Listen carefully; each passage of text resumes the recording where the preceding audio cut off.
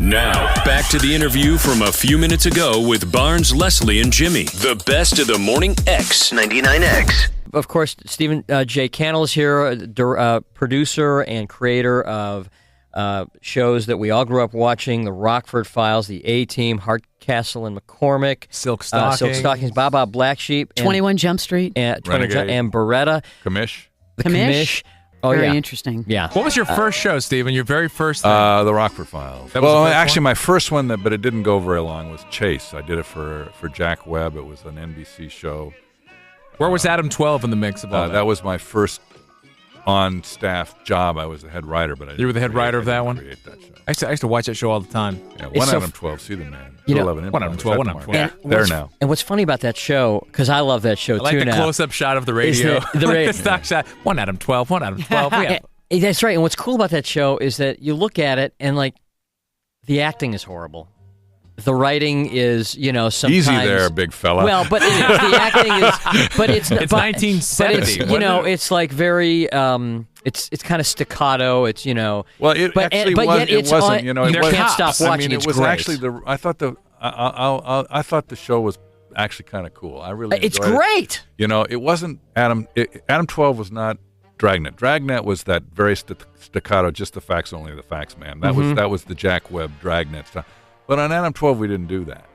But we did do a fairly sanitized version of the way police operate, but it was sort of supposed to be, we had technical advisors that approved us, but the LAPD was all over that show, and they approved our material. And you know what? You're right. I'm thinking of Dragnet. Of Dragnet. You're right. And he, and then Jack would do those wonderful soliloquies where he'd get some pothead in a eye room at downtown, and he'd say, "Yeah, you think you know what you're talking about, but you haven't been there when little children have died," and he'll go on like that for like a page and a half of You're right. I'm thinking of Dragnet. That kind of stuff. That was the Dragnet thing. But what about the current? What do you think of the wave of law shows and court shows right now? It's almost becoming way beyond overkill.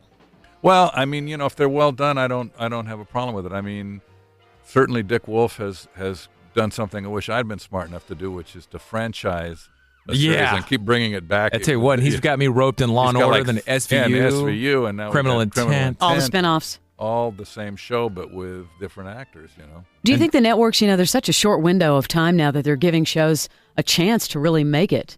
It seems a lot harder nowadays. They are very impatient. And they really are of the opinion that their research and testing can tell them what a hit is within 2 or 3 weeks.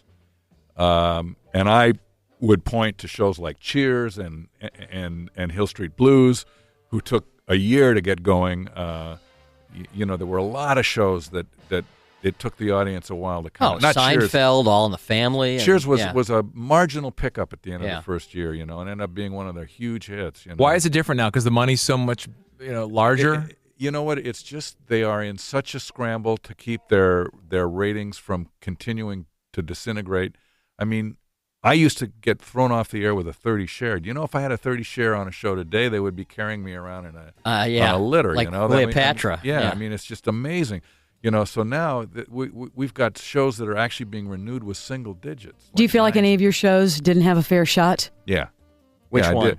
I thought 10 Speed and Brown Shoe should have stayed on longer. I thought I had a show on Fox that was very cool, had huge reviews, and opened very slowly, called Prophet, and it was a show about a psychopath basically, and he was the lead, and he was like crazy, and he was literally in a big corporate structure, basically sabotaging everybody above him and climbing the ladder, and it was a really neat show. Fox bailed on it Adrian quickly. Pastar was the star, huh? Fox bailed quickly on it. They bailed really quickly. It was one of those shows that the next day the internet just was like on fire with chatter about this show. It was Bring it back. But no, it was the show aired, and the internet is always the first place you look to see whether it's going to be hip and cool and like the cutting edge new thing. And it just went. I mean, we just lit up the internet. But the numbers were not what Fox was hoping for, because I think a lot of people turned it in and they went, this guy is a jerk. Why would we want to watch him? Well, the fun of it was sort of like watching a snake in a basket. I mean, what's he going to do? Who's he going to hit next? And you had to make the adjustment to learn to watch it in a different way from the way you would normally watch television. And my feeling was that it was a water cooler show, and over a period of time, it would have become a huge hit. Now, is there an opportunity, though, to take a show like that to another network or to a cable channel? I think it's over now. Maybe there would have been had I done it 5 years ago. Just move forward. That was a show I really felt should have stayed on. There were a couple of others. I always, thought that I should have had more time on Greatest American Hero.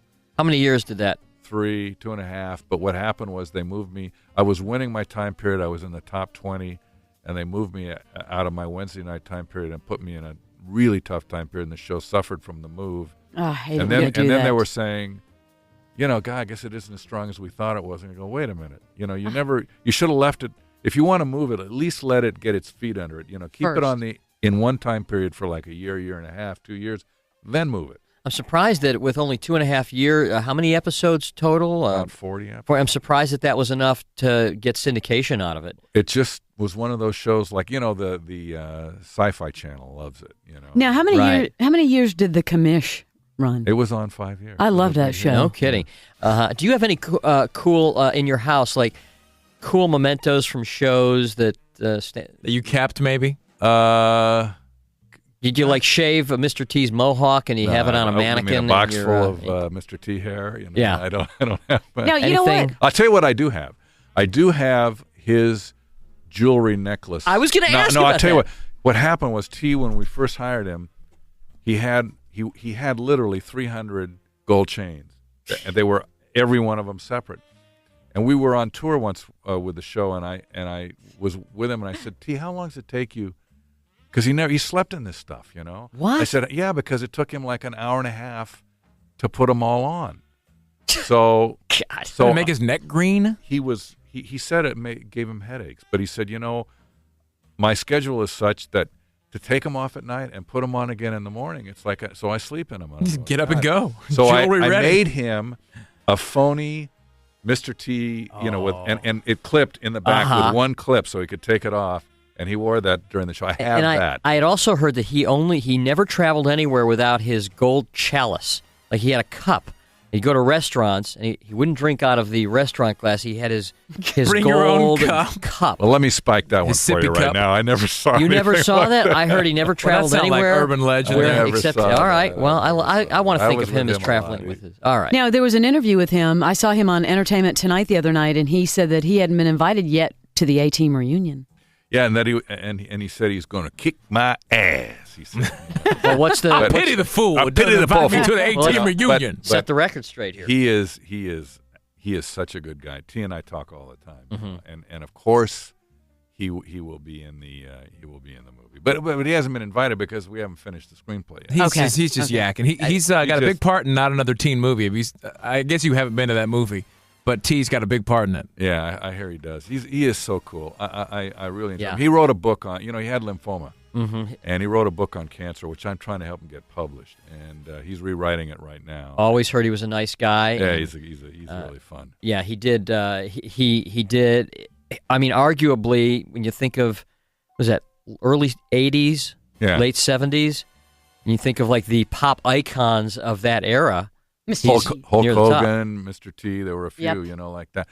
And T was like, he was very spiritual, still is, And we had like the Make-A-Wish Foundation called us up, and they said, we're getting a lot of requests for dying kids want to come see Mr. T. So we ended up having 300 of them on our set, literally over a period of the years we were on the air, 5 years. And T would just say, look, you don't have to ask, you don't have to call every time and ask me, is it okay? It's okay. He said, just what you need to do is you need to make sure that it's a day that I'm going to be working most of the day. So when these kids fly all the way out here, I'm not just going to be on the set for an hour and then gone. And then he would literally spend the whole day with them. I mean, he was amazing. He'd come off the set, he'd go, where Billy? And, and he was just, and he'd play with them during lunch and he's a very sweet man. He really is. Thank you for coming in. It's always a pleasure to have you, Stephen J. Cannell. Yeah, that's great. Thank you for doing that. Thank you Always so great to much. see you. We'll see you next time you have a book out in 2 weeks or so. Yeah. So we'll, So that's- The best of the Morning X. 99X. YouTube personality Benny Johnson has cracked the code on a new era of newsmaking. Very controversial, very strong opinions, A person who speaks truth fearlessly, breaking for nobody. It's a new cultural landscape. We're not trying to politicize this. People are primed now, and forgive me, dude, it is what it is. Here's what's going on in your country, bro. The Benny Show. Get ready if this is something that you needed to put a little pep in your step. No? Yeah? Okay. Follow and listen on your favorite platform.